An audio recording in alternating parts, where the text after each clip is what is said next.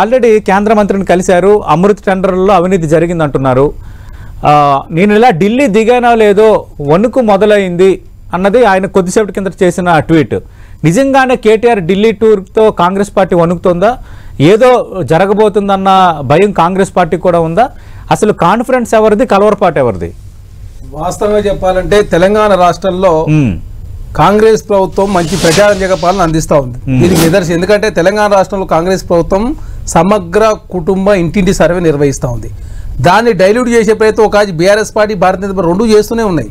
అదే కాకుండా మహారాష్ట్ర ఎలక్షన్లకు సంబంధించి ఇష్యూ కూడా వస్తూ ఉంది.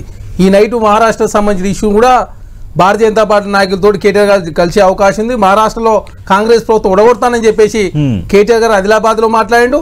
హరీష్ రావు గారు మొన్న హైదరాబాద్ లో మాట్లాడిండు.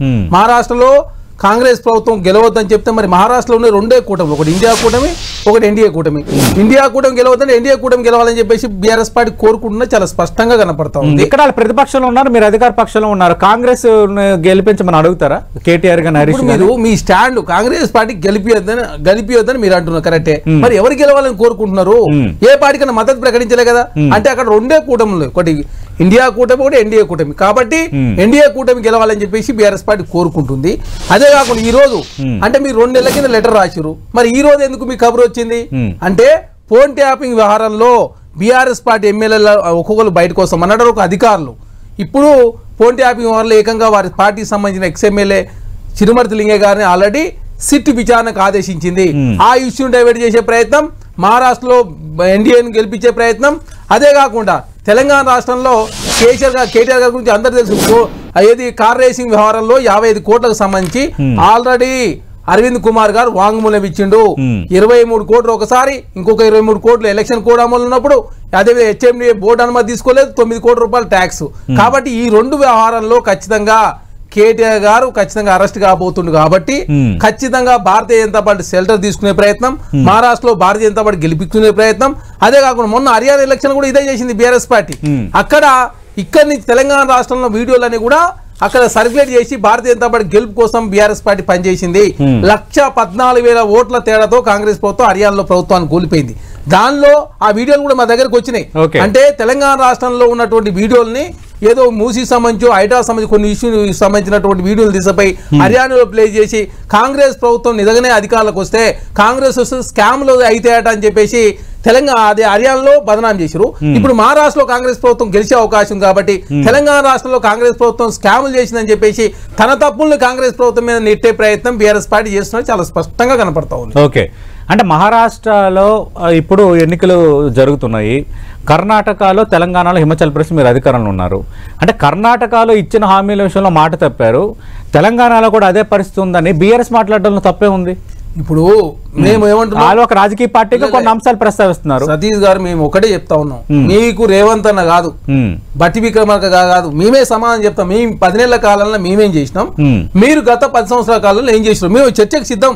మీరు రైతుల రుణమాఫీ 9,000 కోట్ల రూపాయలు ఎగ్గొట్టిన వాళ్ళు, వడ్డీ మాత్రమే మాఫీ చేసిన వాళ్ళు, 10 సంవత్సరాల్లో 30,000 ఉద్యోగాలు మాత్రం నింపి 13 పేపర్లు లీక్ చేసిన వాళ్ళు ఇప్పుడు మాట్లాడితే ఎవరు నమ్ముతారు? కాంగ్రెస్ ప్రభుత్వం 50,000 ఉద్యోగాలు నింపినాం, 18,000 కోట్లు రుణమాఫీ చేసినాం. తెలంగాణ రాష్ట్రంలో ప్రజాస్వామ్యం అస్తుంతో ఉండాలని చెప్పి కాంగ్రెస్ ప్రభుత్వం కోరుకుంది. కాబట్టి మన ఇంద్రాపార్క్ దగ్గర ఆటో కార్మికులు ధర చేస్తే మీరే పోయారు. ఆటో కార్మికులు ఏమన్నారు, మీరు యోబా ఓలా వచ్చినప్పుడు మీరెవరు కదా, ఎందుకు ఇక్కడికి వచ్చినని చెప్పి ప్రశ్నించారు. అంటే తప్పులన్నీ కూడా బీఆర్ఎస్ పార్టీ చేసి ఆ తప్పులలో ముద్దాయిగా తేలుతున్నప్పుడు తెలంగాణ రాష్ట్రంలో అమృత్ టెండర్ లేదు జరిగిందని అంటే భారతీయ జనతా పార్టీ ఊరుకుంటుందా? 2 నెలల కాలం ముందు జరిగి ఉంటే మీరు 2 నెలల కింద లెటర్ రాశారు. అప్పుడు స్పందించని కేంద్ర మంత్రి మనోహర్ ఖట్టర్ గారు ఇప్పుడు ఎందుకు స్పందించడు? మహారాష్ట్ర ఎలక్షన్లో Bharatiya Janata party, BRS party ఆ మహారాష్ట్రలో శాఖ ఉండే, ఆ శాఖ అధ్యక్షులు ఉండే, కమిటీలు ఉండే, కానీ అక్కడ బీఆర్ఎస్ పార్టీ పోటీ చేయడం లేదు. ఆదిలాబాద్ పై కేటీఆర్ గారు మహారాష్ట్రలో కాంగ్రెస్ ఒడగొట్టడం చెప్పిండు, హరీష్ రావు గారు హైదరాబాద్లో అదే మాట్లాడింది. కాబట్టి ఖచ్చితంగా మహారాష్ట్రలో భారతీయ జనతా పార్టీ గెలుపు కోసం ఈ రోజు నైటే కేంద్రంలో ఉన్న భారతీయ జనతా పార్టీ నాయకులు కేటీఆర్ గారు కలవబోతా ఉన్నారు. అదే కాకుండా తెలంగాణ రాష్ట్రంలో ఫోన్ ట్యాప్ వ్యవహారం డైవర్ట్ చేసే ప్రయత్నం. ఇప్పుడు మహారాష్ట్రలో వాళ్ళ విజయం కోసం కేటీఆర్ ఢిల్లీ పెద్దలను కలుస్తున్నారని మీరు ఆరోపణ చేస్తున్నారు. అంటే మహారాష్ట్ర ఎన్నికలకు వీళ్ళు ప్రచారంకి వెళ్తారా? కేటీఆర్ వెళ్ళి బీజేపీ కూటమిని గెలిపించని అడుగుతారా? వాళ్ళు ప్రచారానికి బోరనే చెప్పి నేను భావిస్తాను. కాకపోతే మీరు ఆదిలాబాద్ పోయి ఆదిలాబాద్ ప్రజలారా మీకు చుట్టాలు పక్కాలు ఎవరైనా ఉంటే చెప్పండి, మహారాష్ట్రలో కాంగ్రెస్ పార్టీ ఓటేదని చెప్తే మరి ఏ పార్టీకి ఓటేని చెప్తున్నావు అంటే ఇండైరెక్ట్ గా భారతీయ జనతా పార్టీ గెలవాలని చెప్పి బీఆర్ఎస్ పార్టీ కోరుకుంటా ఉంది. హరీష్ రావు గారు అదే కాకుండా ఆల్రెడీ బ్రేకింగ్ చూస్తున్నాం. మీ పార్టీ నేత కేటీఆర్ ఫిర్యాదు చేసిన తర్వాత మాట్లాడారు. ఈ స్కామ్ పై కేంద్రం పూర్తి స్థాయిలో దర్యాప్తు చేయాలని అంటున్నారు. అమృత్ టెండర్ల విషయంలో సీఎం బావమర్ది సృజన్ రెడ్డికి అక్రమ కేటాయింపులు జరిగాయన్నది బీఆర్ఎస్ చేస్తున్న ఆరోపణ. కేటీఆర్ ఫిర్యాదులో అదే అంశాన్ని ప్రస్తావించారు. రైట్, చరణ్ కౌశిక్ గారు మనం చూస్తున్నాం కేటీఆర్ ఏ విధంగా ఫిర్యాదు చేశారు. ఓకే, భారతీయ జనతా పార్టీ స్పందన అలా ఉంది. మీరున్న బీఆర్ఎస్ ఒకటే, భారతీయ జనతా పార్టీ ఆరోపిస్తున్న అంశం ఒకటైతే క్లియర్ కట్గా ఇది జరిగింది, దుర్వినియోగం జరిగింది అన్నది వాళ్ళు చేస్తున్న ఆరోపణ. దీనికి సమాధానం ఏంటి? అసలు ఏం జరగలేదని మీరు ఏమైనా చెప్పదలుచుకున్నారా, లేదంటే ఎలాంటి దర్యాప్తును చేసుకోవచ్చు అని సవాలు విసురుతారు? ఇక్కడ రెండు ఉన్నాయి. 2 నెలల కింద కేటీఆర్ గారు లేఖ రాశారు. నిజంగానే కేంద్రంలో భారతీయ జనతా పార్టీ ఇదే తెలంగాణలో జరిగి ఉంటే వాళ్ళు ఇంతసేపు ఆగేవాళ్ళు కాదు. వాళ్ళు హర్యానా ఎలక్షన్ కోసం, మహారాష్ట్ర ఎలక్షన్ కోసం వాడుకునేవాళ్ళు. అది ఒకటి.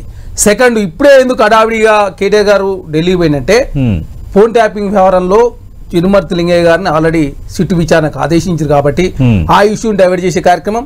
అదే కాకుండా ఈ నైట్ వారికి సంబంధించినటువంటి ఏదైతే కార్ రేసింగ్ వ్యవహారంలో గవర్నర్ గారి అనుమతికి కాంగ్రెస్ ప్రభుత్వం కోరింది కాబట్టి అది ఇయ్యొద్దని చెప్పే కార్యక్రమం. అదే కాకుండా మహారాష్ట్ర ఎలక్షన్ లో కాంగ్రెస్ ప్రభుత్వం ఒడగొట్టే కార్యక్రమం.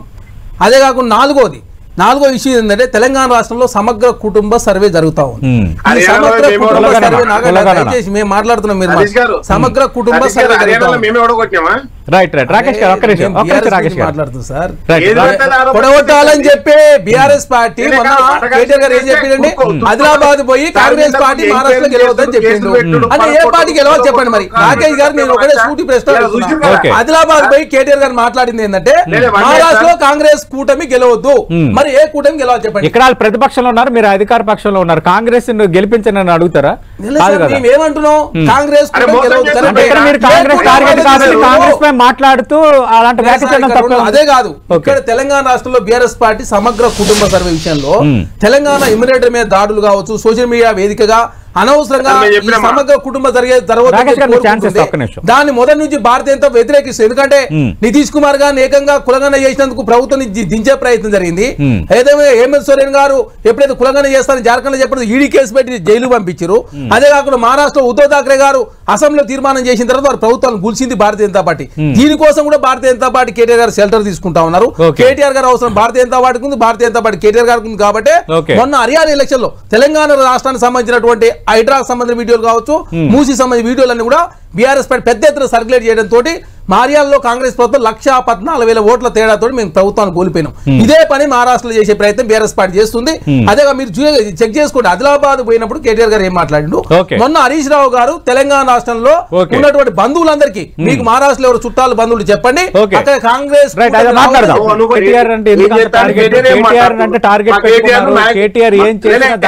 గందరగోళం చేయాలి, కాంగ్రెస్ ప్రధాన టార్గెట్ అని బీఆర్ఎస్ ఆరోపిస్తుంది. ఇప్పుడు బీఆర్ఎస్ పార్టీ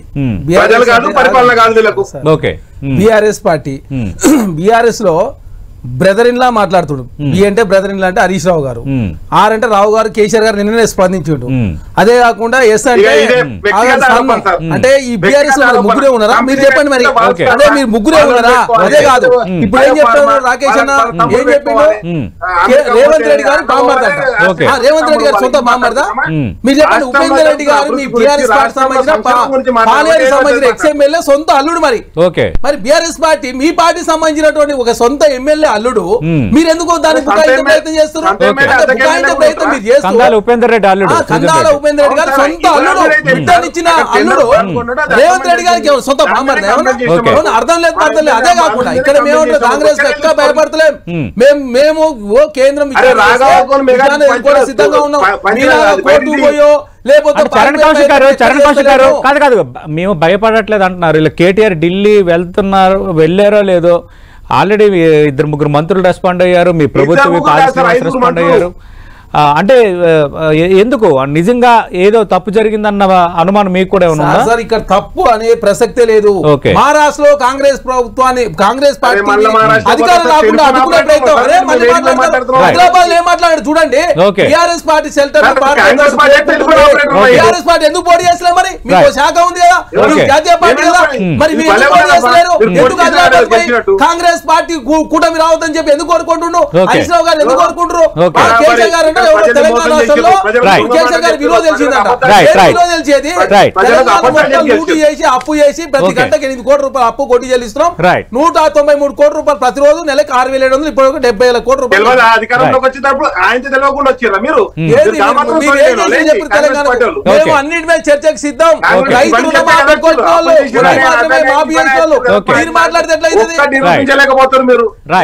అన్నిటి మీద చర్చకు థ్యాంక్ యూ ప్రకాష్ రెడ్డి గారు, థ్యాంక్ యూ రాకేష్ గారు, థ్యాంక్ యూ చరణ్ కౌశిక్ గారు. మనం